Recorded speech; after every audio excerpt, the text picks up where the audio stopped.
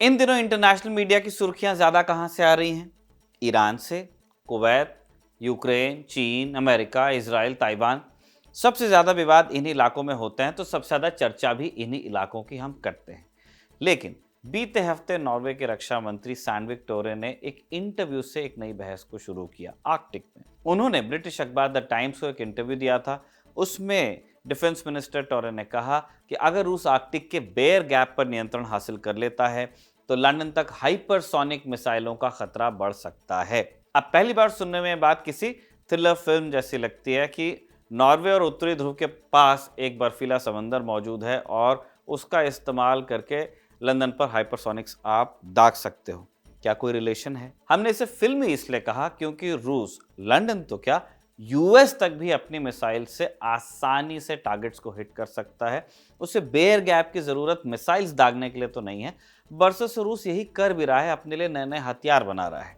उल्टा उसका तर्क यह है कि यूरोप और नेटो उसके करीब जा रहे हैं और इसी तर्क पर उसने यूक्रेन पर हमला जस्टिफाई भी किया था। फिर ये बेयर गैप वाली बात जो आई है उसमें कितना दम है? ऐसा क्या है इस बेयर गैप में कि नॉर्वे के रक्षा मंत्री उससे ब्रिटेन की होमलैंड डिफेंस का सवाल बता दे रहे हैं? असल में सवाल बेयर गैप का ही भर नहीं है। उसकी बात तो हमको करनी है, पर इसको आप एक बड़े सर्कल में देखिए जो गोल गोल घूमता रहा। इस सर्कल में आर्कटिक तो है ही। आर्कटिक पर रूस कंट्रोल बढ़ाना चाहता है क्योंकि स्ट्रेटेजिक तौर पर उसको फायदा मिल जाएगा। रूस आगे बढ़ेगा तो नेटो कैसे पीछे रहेगा? वो भी आर्कटिक में अपना प्रभाव बढ़ाने की कोशिश करेगा और फिर ये साइकिल चलती जाएगी। फिर स्ट्रेटेजिक इंपॉर्टेंस के अलावा आर्कटिक को कई देश एक नई दुनिया की तरह भी देख रहे हैं। एक ऐसी अनडिस्कवर्ड दुनिया जहां इंसान घूमने और भालू देखने नहीं, अनछुए तेल और प्राकृतिक गैस के भंडारों को एक्सप्लॉइट करने जाना चाहता है। रिसर्च चल रही है कि वहां से खजाना कैसे निकाल लिया जाए। फिर आर्कटिक की बर्फ भी लगातार पिघल रही है। अब जानते हैं ग्लोबल वार्मिंग कम नहीं हो पा रही है, उल्टा जो हमने टारगेट सेट किया था 1.5 डिग्री का, उसको भी हिट करने का कोई इरादा इंसान का दिख नहीं रहा है। ये हम सारे ही देशों के बारे में कह रहे हैं। हर साल गर्मी के नए रिकॉर्ड बन रहे हैं, बर्फ पिघल रही है। तो रूस के उत्तरी तट के पास, जो पोल के पास उसका इलाका है, एक नया समुद्री रास्ता खुल जा रहा है जिसे नॉर्दर्न सी रूट कहते हैं। जब ये रूट खुलता है गर्मी में, तब जहाज रूस के ऊपर ऊपर आर्कटिक के ही रास्ते सीधे यूरोप तक चले जाते हैं। अभी क्या सीन है जब ये रास्ता नहीं होता है? अगर किसी कार्गो शिप को चीन से, जापान से, साउथ कोरिया से यूरोप जाना होता है तो उसे अपनी जगह से निकलकर पहले इंडियन ओशन में आना पड़ता है, भारत के नीचे से जाते हैं, फिर सुएज कैनाल में जाते हैं बाबल मंदब से होते हुए, उसके बाद मेडिटेरेनियन में जाते हैं और फिर यूरोप पहुंचते हैं, किसी देश में लंगर डालते हैं। तो रास्ता काफ़ी लंबा है, अलग अलग ज्यूरिसडिक्शन से आप गुजर रहे हैं। लेकिन अब बर्फ पिघलने से नया रास्ता बन जा रहा है, जैसे हमने बताया। बाकायदा इसका इस्तेमाल भी होता है, कम ही इस्तेमाल होता है क्योंकि ठंड के मौसम में यहाँ वापस बहुत मोटी बर्फ जमती है। 3 ही 4 महीने के लिए रास्ता खुलता है और फिर रूस पर प्रतिबंध भी हैं। तो जो शिपिंग कंपनीज है इस रास्ते के लिए बीमा करने से कतराती हैं। रूस ने वैसे इस रास्ते को खुला रखने के लिए न्यूक्लियर पावर्ड आइस ब्रेकर्स तैनात करके रखे हैं, पर 3 4 महीने ही रह पाता है। लेकिन अगर इंसान अपनी हरकतें सुधारता नहीं है, ग्लोबल वार्मिंग इसी तरह बढ़ती जाती है, तो एक दिन बर्फ भी पूरी तरह पिघल जाएगी। और अगर वो दिन आया तो रूस पर प्रतिबंध भी खत्म हो जाएंगे या ऐसी स्थिति होगी कि किसी प्रतिबंध का कोई मतलब नहीं रह जाएगा। तब ये रास्ता जरूरी हो जाएगा। ऐसे वक्त में जब हॉर्मुज का रास्ता बंद है, तब ऑल्टरनेट रूट्स के बारे में बहुत गंभीरता से सोचा जा रहा है। आर्कटिक का इलाका, चाहे वो समंदर का इलाका हो, पिघला हुआ समंदर, या फिर बर्फीला इलाका हो, ठोस बर्फ वाला, बहुत ज़रूरी होता जा रहा है। और इसी आर्कटिक रीजन में एक बड़ा स्ट्रेटेजिकली इंपॉर्टेंट इलाका है बेयर गैप।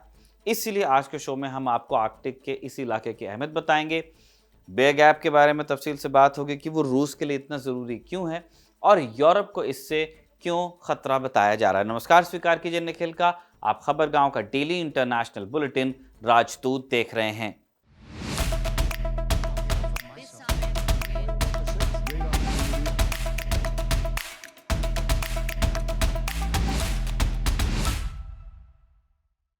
अगर आप दुनिया का नक्शा देखें और धीरे धीरे उत्तर दिशा में बढ़ते जाएं तो एक ऐसा इलाका आता है जहां जमीन कम है और बर्फ से ढका समंदर ज्यादा दिखाई देता है आपको कैप्स पे। इस पूरे इलाके को आर्कटिक कहते हैं हम। बहुत से लोग आर्कटिक को अंटार्कटिक जैसा ही समझते हैं, लेकिन दोनों में ठंड के अलावा कोई समानता नहीं है। अंटार्कटिक एक विशाल महाद्वीप है जिसके चारों तरफ समंदर है जो जम जाता है, जबकि आर्कटिक एक समंदर है जिसके चारों तरफ अलग अलग देशों की जमीन फैली हुई है। आर्कटिक का जो सेंटर है वो है आर्कटिक ओशन, दुनिया का सबसे छोटा और सबसे उथला महासागर। उथला कहने का मतलब ये नहीं कि घुटने भर पानी है, महासागरों में उथला है। साल के बड़े हिस्से में इसकी सतह बर्फ से ढकी रहती है और इसी महासागर के बीच में उत्तरी ध्रुव यानी नॉर्थ पोल भी पड़ता है। अब अगर हम आर्कटिक महासागर के चारों तरफ देखेंगे तो आपको कई देश दिखते हैं। कौन कौन से देश हैं? आपको अलास्का दिखता है, यूएस का, उसके बगल में कनाडा है जिसके नॉर्थ में हजारों छोटे बड़े बर्फीले द्वीप हैं। ईस्ट की तरफ रशिया है। यूरोप का हिस्सा आप अगर देखेंगे तो उसमें आपको नॉर्वे, स्वीडन और फिनलैंड के उत्तरी हिस्से दिखेंगे। इसके अलावा ग्रीनलैंड जो डेनमार्क के अधीन है, आर्कटिक के सबसे इंपॉर्टेंट इलाकों में गिना जाता है जिसे ट्रंप खरीदना चाहते हैं।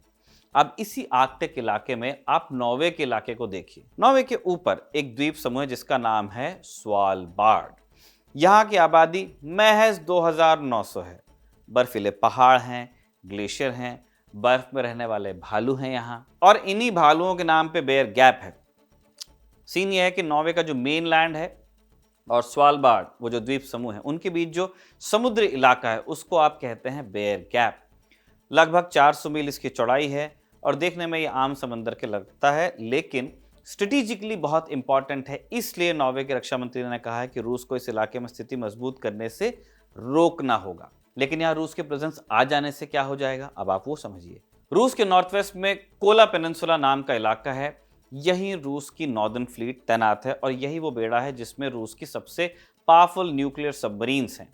अगर किसी दिन रूस और नेटो के बीच लड़ाई हुई तो रूस की कई ज़रूरी न्यूक्लियर सबमरीन्स इसी इलाके से डिस्पैच की जाएंगी। उनका घर है ये। अटैक करने के लिए इन्हें अटलांटिक तक जाना पड़ता है और उस रास्ते में जो ज़रूरी कॉरिडोर आते हैं उनमें बेयर गैप भी है। इसलिए ये इलाका रशिया के लिए तो बहुत ज़रूरी है। युद्ध के समय किसी भी देश की सबसे बड़ी कोशिश होती है कि वो अपने सैनिक संसाधनों को सुरक्षित रख सके, अगले का नुकसान कर सके। जैसे ईरान के खिलाफ चल रही जंग में हम देख रहे हैं कि ट्रंप बार बार कह रहे हैं कि हमने ईरान के मिसाइल लॉन्चर्स को निशाना बना दिया है, लॉन्चर्स नहीं होंगे तो मिसाइल्स कैसे चलेंगी।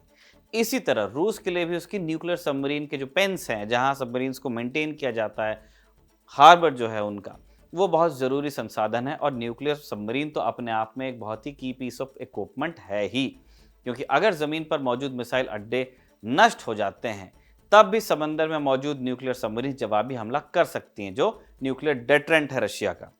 नॉर्वे और उसके सहयोगियों की चिंता है कि रूस आर्कटिक में अपनी सैनिक मौजूदगी बढ़ाकर इन रास्तों पर ज़्यादा प्रभाव हासिल करना चाहता है, और अगर ऐसा हो जाता है तो पूरे उत्तरी यूरोप को सीधा खतरा होगा।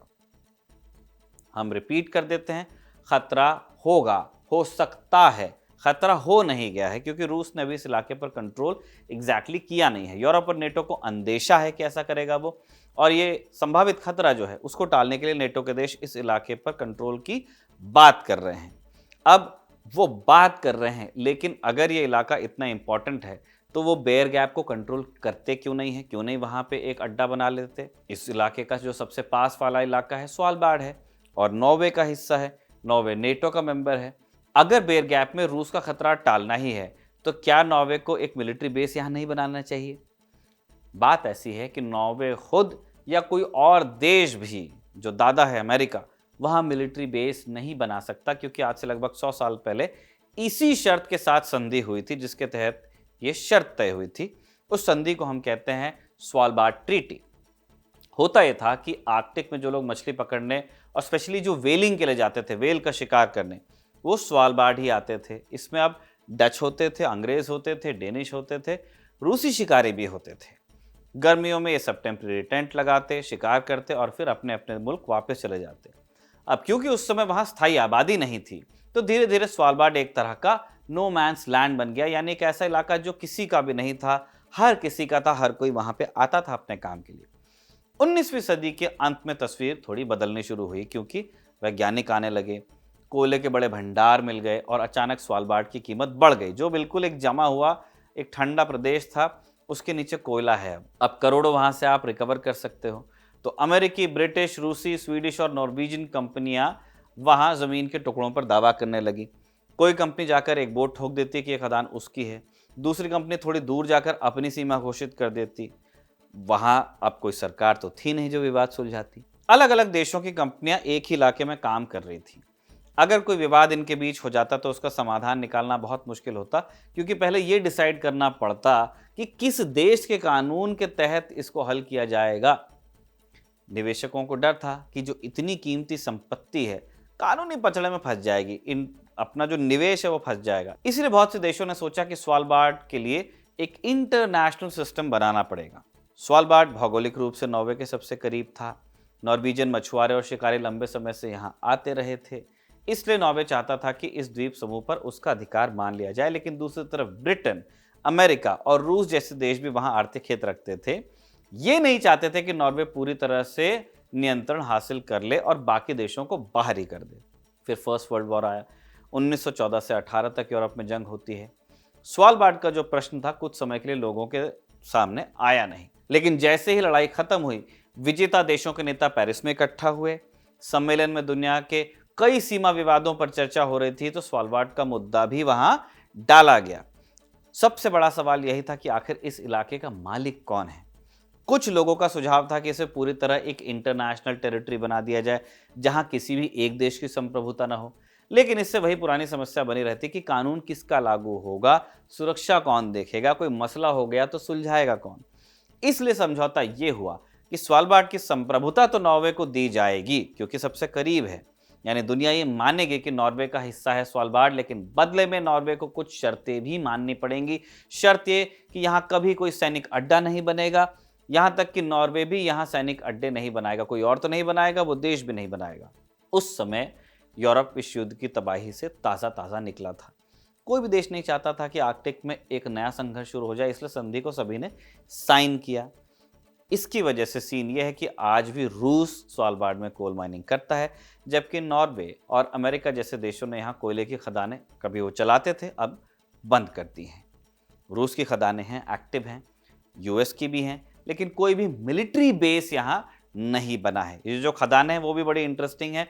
इन खदानों के जरिए भी देश अपना अपना प्रभुत्व आर्कटिक पर डालते हैं। अब जब यहाँ कोई मिलिट्री बेस नहीं बन सकता, नहीं रूस ने ऐसी कोई धमकी दी है स्वालबार्ड को लेकर के या बेयर गैप को लेकर, तो फिर नॉर्वे के रक्षा मंत्री क्यों इस तरह का बयान दे रहे हैं? क्या उनका बयान एकदम इररिलेवेंट है? अब इसकी एक अपनी ऑप्टिक्स हो सकती है कि दुश्मन देश अगर इस तरह का कोई मूव करने वाला है जो गलत लगता है आपको अपने नजरिए से, तो आप पहले ही वो आशंका दुनिया के सामने रख दें ताकि दुश्मन बैकफुट पर चला जाए। रूस ने खुले तौर पर बिल्कुल नहीं कहा है कि वो बेयर गैप पर कब्जा चाहता है या वहां वो अपनी सबमरीन्स को ले जाना चाहता है, लेकिन बयान देकर नॉर्वे ने टोह लेने की कोशिश की है कि रिएक्शन क्या आता है। वैसे रूस ने अब तक नॉर्वे के रक्षा मंत्री के बयान का जवाब नहीं दिया है। यूरोप में इस चुप्पी को भी रीड किया जा रहा है, क्योंकि बेयर गैप में नियंत्रण करना यूरोप के लिए खतरे की बात होगी। ये बात खुद सिक्योरिटी एक्सपर्ट्स कबूल रहे हैं। नॉर्वेजियन डिफेंस रिसर्च एस्टैब्लिशमेंट के सीनियर रिसर्चर क्रिस्टियन एटलैंड ने अल जजीरा की एक रिपोर्ट में कोट दिया है। वो कहते हैं कि बेयर गैप आर्कटिक का एक बेहद इंपॉर्टेंट समुद्री रास्ता है और इस रास्ते से मिलिट्री के जहाज़ों और पनडुब्बियों की आवाजाही पर ईजिली नज़र रखी जा सकती है। रूस इस इलाके को अपनी बेस्टियन डिफेंस स्ट्रैटेजी का ज़रूरी हिस्सा मानता है।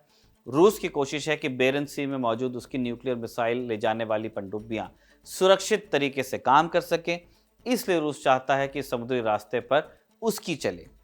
सिक्योरिटी एक्सपर्ट्स रूस को खतरा बता रहे हैं। वहीं यूरोप इस इलाके में अपनी प्रेजेंस बढ़ाने की कोशिश कर रहा है। जैसे पिछले बरस दिसंबर में ही नॉर्वे ने जर्मनी से 2 सबमरीन्स खरीदी थी। नॉर्वे ने कहा था कि हम ऐसा इसलिए कर रहे हैं क्योंकि रूस यहां अपनी प्रेजेंस बढ़ा रहा है। फिर ब्रिटेन ने कहा है कि अगले 3 सालों में नॉर्वे में जो उसके सैनिक तैनात हैं उनकी संख्या वो 2 गुनी कर देगा, 2000। और आर्कटिक में नेटो के लिए महत्वपूर्ण भूमिका निभाने की भी बात ब्रिटेन कर रहा है। ये नॉर्वे के आसपास के इलाके की बात हो रही जहां बेयर गैप है। इस इलाके में नेटो की प्रेजेंस तो बढ़ रही है, लेकिन रूस की नहीं।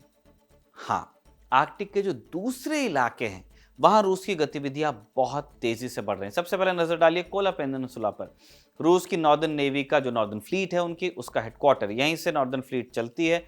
यहां रूस की कई न्यूक्लियर सबमरीन्स ऑब्वियसली तैनात रहती हैं, HQ है उनका। इसके बाद रूस ने फ्रांस जोसेफ लैंड पर आर्कटिक ट्रेफॉइल नाम का एक विशाल सैनिक अड्डा बनाया जहां 150 सैनिक तैनात रहते हैं -40 डिग्री में। S-300 डिफेंस सिस्टम है, P-800 ऑनिक्स एंटीशिप मिसाइल्स भी यहाँ लगी हैं।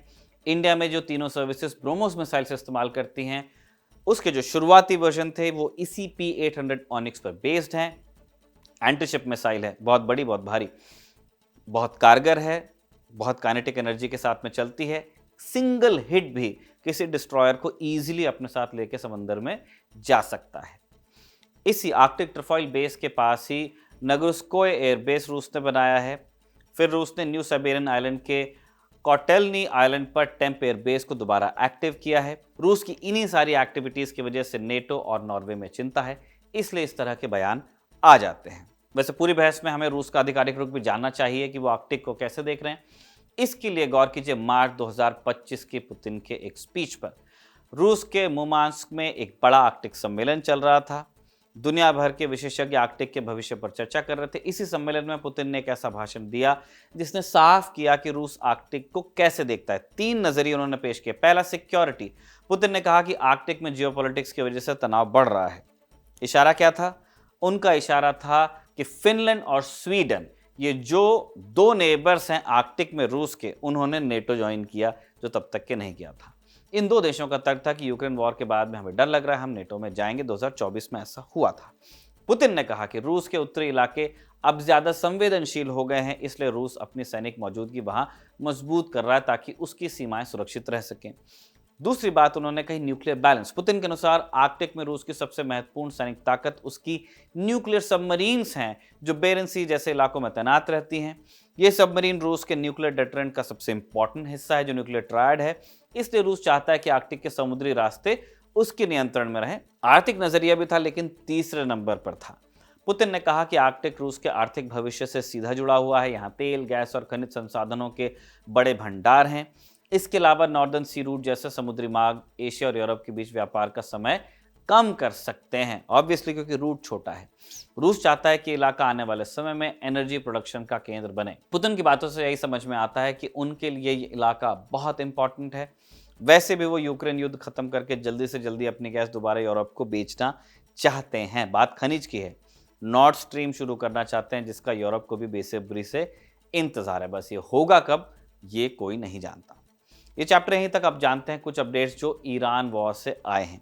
ईरान और अमेरिका ने एक अस्थायी सीजफायर के बावजूद एक दूसरे पर हमले किए हैं। बीते हफ्ते भी दोनों के बीच लड़ाई हुई थी। 2 जून की रात फिर नए हमले हुए। अमेरिका ने ईरान के कशम आइलैंड पर ड्रोन और मिसाइलों को नष्ट करने का दावा किया और कहा कि ये हमले सेल्फ डिफेंस में थे। IRGC ने भी अमेरिका की 5th फ्लीट और एक अमेरिकी एयरबेस को निशाना बनाया है। कुवैत के इंटरनेशनल एयरपोर्ट के एक टर्मिनल को भी ईरान ने निशाना बनाया है। ड्रोन्स और मिसाइल दागी गई हैं, जिसमें एक व्यक्ति की मौत हुई है, दर्जनों घायल हुए हैं। IRGC ने बहरीन पर भी हमले किए हैं और कहा है कि हम पर जो हमले हुए उसके लिए कुवैत और बहरीन दोनों देश सीधे सीधे तौर पर जिम्मेदार हैं। 5th फ्लीट का हेडक्वार्टर है बहरीन में, उनकी जमीन का यह हमला हुआ है, इसलिए हमने उन पर हमले किए हैं। अगला अपडेट ईरान के सुप्रीम लीडर मुश्तबा खामेनेई से जुड़ा हुआ है। मार्को रूबियो ने कहा है, अमेरिका के विदेश मंत्री, उन्होंने कहा है कि मुश्तबा खामेनेई जिंदा हैं, सरकार के काम में एक्टिव हैं। पहले यूएस मीडिया में दावा किया जा रहा था कि मुश्तबा की मृत्यु हो चुकी है, या अगर वो जिंदा हैं तो भी वेजिटेटिव स्टेट में हैं, वेंटिलेटर पे। अब जब रूबियो ने मान लिया कि मुश्तबा जिंदा हैं, तो ट्रंप से पूछा वहां के प्रेस ने, वो लोग पूछते हैं कि मुश्तबा की हेल्थ क्या है, तब ट्रंप ने जवाब दिया कि मैं उनसे मिला नहीं हूं, लेकिन उनसे मिलना चाहूंगा। सोचिए, जो ट्रंप ईरान के इस्लामिक रजीम को दुश्मन मानते थे, सुप्रीम लीडर का कत्ल उन्होंने कराया। जंग के 3 महीने बाद नए सुप्रीम लीडर से मिलने की इच्छा जता रहे हैं, जो पुराने सुप्रीम लीडर के बेटे ही हैं। अभी जो सीजफायर चल रही है, नई वाली अस्थायी सीजफायर 60 दिनों की है। इस दौरान नेगोशिएशन होंगे। न्यूक्लियर डील को लेकर जो अंतिम फैसला है, उसमें हो सकता है कि इन 60 दिनों से ज्यादा का वक्त लग जाए। ईरान के खिलाफ चल रही जंग पर जो भी अपडेट्स होंगे आपको राजदूत पर मिलते रहेंगे। आज का एपिसोड इसी जानकारी के साथ में हम कंक्लूड करते हैं। आज का राजदूत साजिद ने लिखा था और आनंद ने रिकॉर्ड किया। आप देखते रहिए खबरगांव।